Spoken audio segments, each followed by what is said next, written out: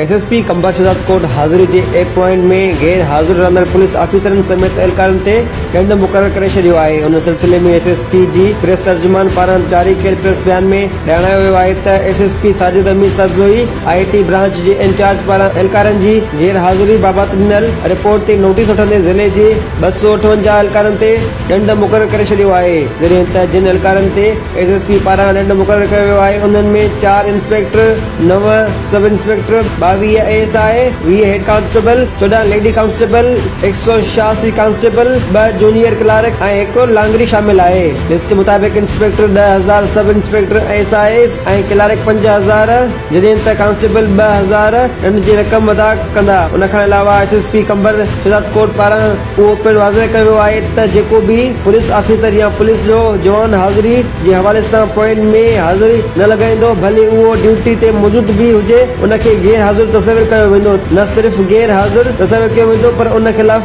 महकमानी कार्रवाई पिणु कई वेंदी।